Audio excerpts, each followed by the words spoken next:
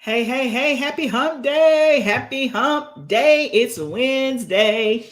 It is Wednesday. Y'all know I like to come in on Wednesdays because that's kind of when you hit that week slump, right? So I wanted to come in this afternoon. I meant to come in earlier, but my schedule, the way it was set up, didn't happen. Okay. But I wanted to come in and I want to talk about this topic about how to be an employer of choice, right? That means that people are choosing to come and work for you, right? We use this term a lot in corporate, especially when I worked for Target. We talked about being an employer of choice.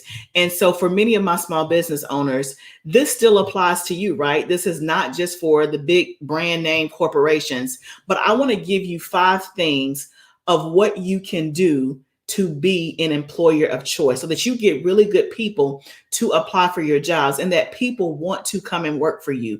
And yes, you can do this as a small business. Okay. So that's what I want to talk about today. Let me just make sure technology is my friend because y'all know how that goes. So when you get here, say hey in the comments. Let me know that you are here. Say hello. Say hello. The weather has been pretty bad in my area today. So the internet connection was a little weird. So that's why I want to make sure that you guys can see and hear me. That you can see and hear me. Let me know if you can. Let me know if you can.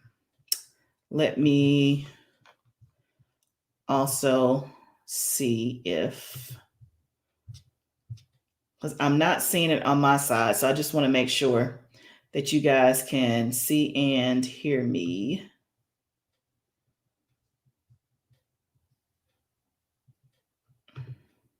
It on my side. So okay, perfect. Sure. Okay, I just have to make sure because you just never ever know. So thank you so much for joining in.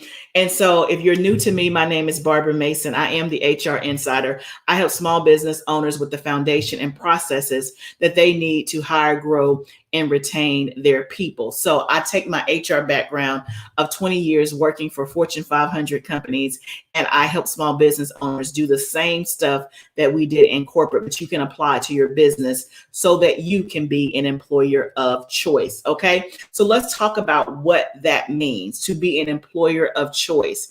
That means that if there's 5 companies on the block, you want people to choose you, right? You want people to choose you.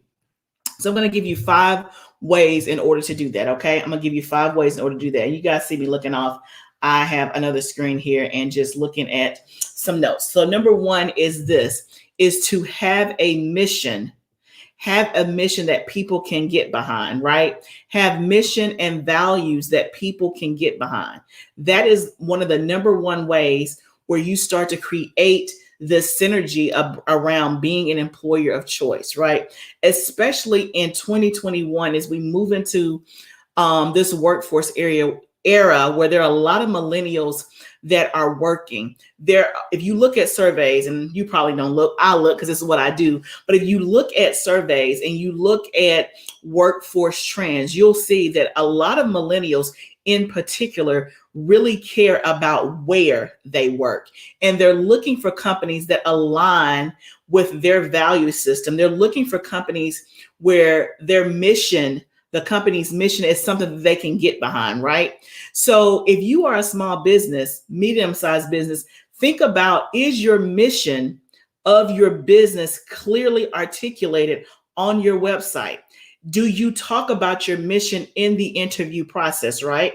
So think about St. Jude's Hospital, right? Everybody, that's a big corporation. So everybody kind of knows what St. Jude's does, right? And hold on, guys, let me just check one other thing because it looks like, again, hey, Delmar. Hey, Delmar, thank you for coming in. Let me know if you can see and hear me okay, because I was having internet issues earlier today because the weather is really bad in my area. So just give me a note in the comments if you can still see and hear me okay. All right, so I'm talking today about how you can be an employer of choice, how you can be an employer of choice.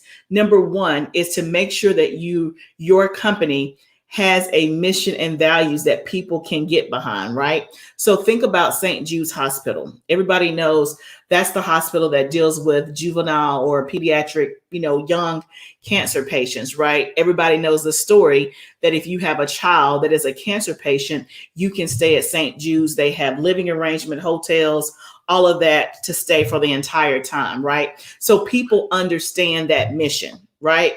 And so if I were a nurse and I wanted to work for not just the local pediatrician's office or the local mom and pop doctor's office, but I was really looking for a place where I feel like I could make a huge impact, then St. Jude's might be a place where I would look, right? And so I want you to think about, in your small business, in your company, what is your mission, right? Is it something that people can get behind? Do you have a community focus, right? Do you help Black business owners, right? Do you only employ people that are veterans? Do you only, or do you have a veteran focus? Like, let me rephrase that so that people don't make sure that I don't say the wrong thing. So what I mean about the veterans, do you have a company that you really employ veterans? So people that have been in the military that want to transition into civilian, is that one of your missions, is to help them regain employment in the civilian world, right? Is that something? So there could be plenty of different missions, but make sure that your mission is something that people can get behind. Number one, they have to know what it is, right? It has to be on your website. It has to be in your branding. It has to be in the way that you talk. Okay. Oh, Jamar, you said you live 10 minutes from where St. Jude is. Okay, good. I'm glad I'm nice and clear.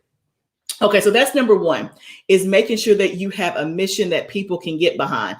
Number two, if you want to be an employer of choice, meaning people are choosing you, number two is to define the culture of your company. And you want to do this early on, because everything that you do, your branding, how you interview, who you select, how your building is decorated, how you have meetings, all of that is a subset of the culture that you are trying to create, right? And the culture has to be consistent. What do I mean by that? If you say out of your mouth, we want, our company is a culture that's very inclusive. We want you to show up as your best self. We want you to come to work and bring your whole self to work, right? You say out of your mouth you're inclusive, but if I come into your company and everybody looks the same, if everybody went to the same university, if everybody lives within 5 miles of each other, then your actions, what I see, does not line up with what you say, right? And so you have to know what is the culture of your company and make sure that it is pervasive in everything that I see, your branding, your marketing, the interview process, right? How things are handled at work.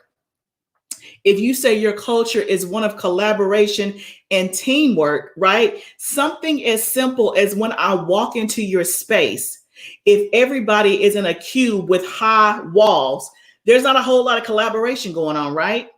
I'm just trying to make this as simple as possible because companies don't think about this, right? Your culture, people are attracted to what your culture is. So we're talking about how to be an employer of choice. Number one, make sure that you have a mission or values that people can get behind. It's articulated, right? They know what it is. People love to work for somewhere good, right? People have this innate ability to want to make an impact, right? So let's say I do HR, but let's say I do HR for the American Red Cross or for the Breast Cancer Society, right? I can feel extra good because I'm working for a company whose mission I can get behind, right? My mom passed away with breast cancer. So can you imagine if I worked for an organization and that's what they do? That's what I mean about that alignment. Number two, know your culture. Know your culture. Be able to define your culture. And then everything that the candidate sees is in alignment with that culture. If that makes sense, just put yes down below. I want to stop right here If what I've said so far makes sense, put yes down below. And let me just make sure and check that everybody can still see and hear me okay. If that makes sense, put a yes down below. Okay. Let me know if you are still tracking with me. Okay. Let me know if you're still tracking with me. Okay. So I'm talking about today how to be an employer of choice. Number 3 is to pay well. Okay. Or let me go back. That's number 4. Number 3 is have a smooth hiring process, right?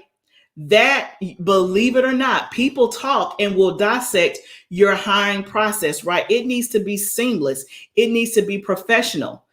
Candidates, applicants, they pick up clues about the company based on how you treat them in the hiring process, right? This happens all the time. And so I was listening or hearing a candidate or an applicant, she was talking about how she was treated. She was interviewing with a couple of different companies. And this one particular company that she thought she wanted to work at, she got turned off during their hiring process, right? So she lived in another state from where the job was, right? And so she did the video interview, and it came time for them they wanted to interview her face to face, right? And so the process of how they handled that really turned her off, right? They wanted her to get a certain flight, right? That was going to create where she was literally flying in and then walking into the interview and then flying back because they did not want to pay for a hotel, right? Her flight was like 3 or 4 hours. So literally she was going to have to get up at 2 or 3 in the morning, drive to the airport, be on a 4-hour flight, go in and interview, and then immediately come back versus, hey, let me come in the day before, interview in the morning, and then fly back out that night. But no, they insisted that she do it all in one day. The feeling was, we're not paying for a hotel, right? Now, I want you to think about that, right? What does that say about the company? And I'm not passing judgment, but in terms of the people that you're trying to recruit, that you're trying to source, that you're trying to woo, what does that say, right? And so your hiring process needs to be seamless. Your hiring process speaks to whether or not I want to work for you, right? If every time I call, I don't get an answer, that tells me a lot, right? If you're putting the wrong name when you email me, that tells me a lot, right? So number 3 is your hiring process, okay? Number 4 is that you want to pay well and have benefits that matter to the people that you're trying to recruit, right? So pay well.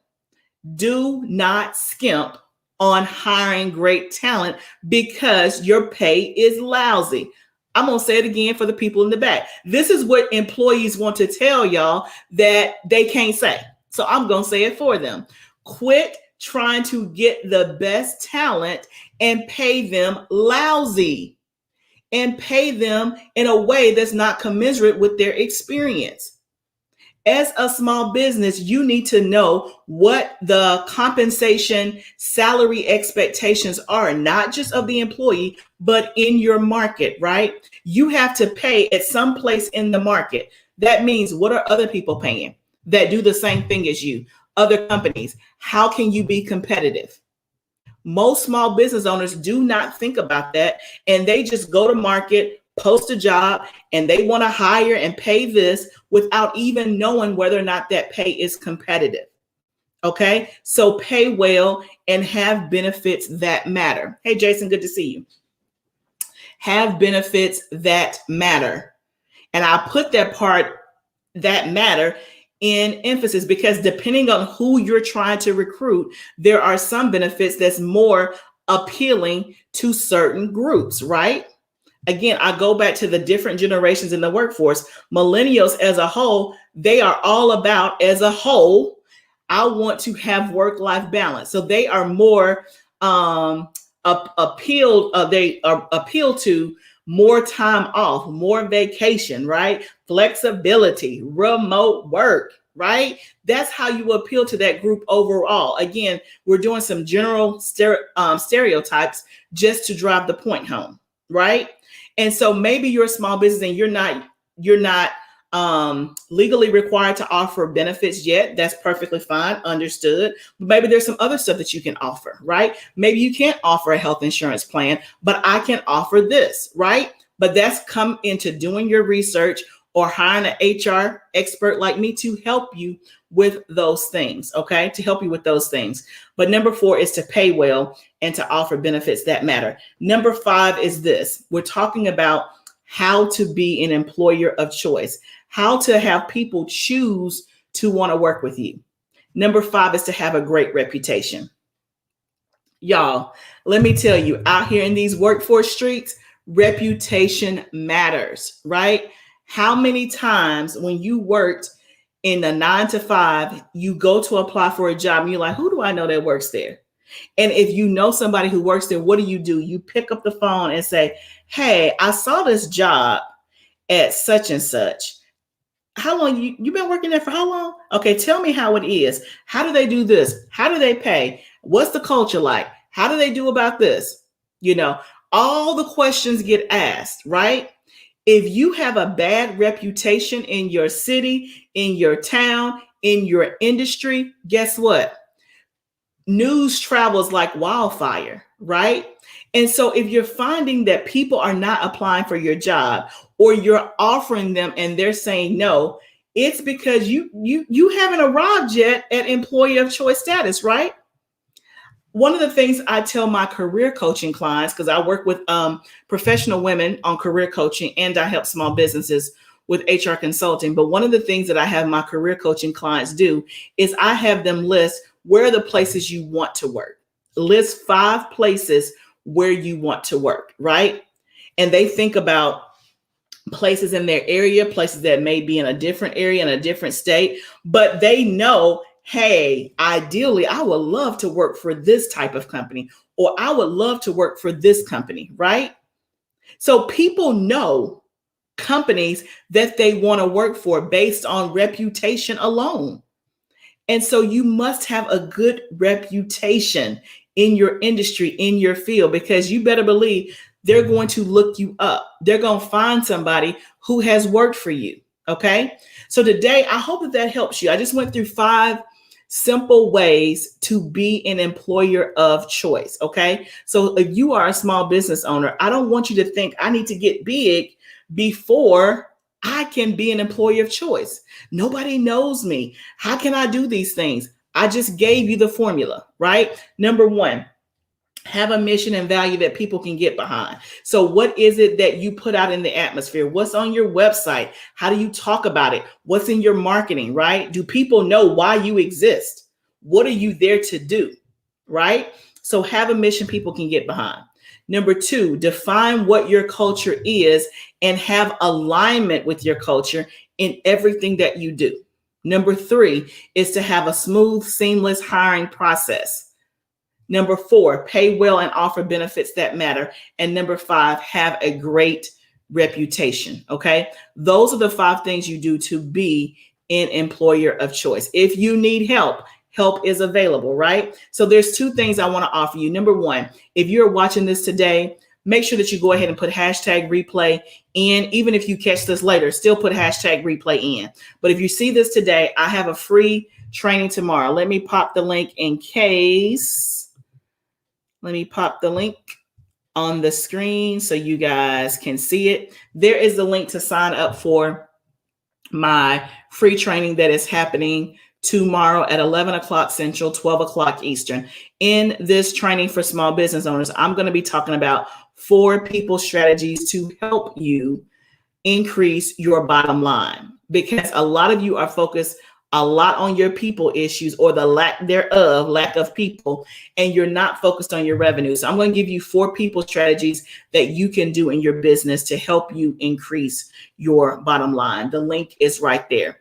That's the first thing. The second thing is, if you catch this live after this free training is over and you know that you need help in your hiring, in your mission, in your delivery, in terms of benefits, whatever it is you need in your business to make sure that you are an employee of choice, and I want you to reach out to me, okay? Send me a DM, send me a message, and let's get on the phone and talk about how I can help you in your business, okay? how I can help you in your business. Let me make sure that there are are there any questions at all? Let me know. Let me go right back here and make sure. Are there any questions at all? Let me know. I don't see any questions. Thank you guys so much for rocking out with me again. You have my contact information. Send me a note if you want to talk about your business.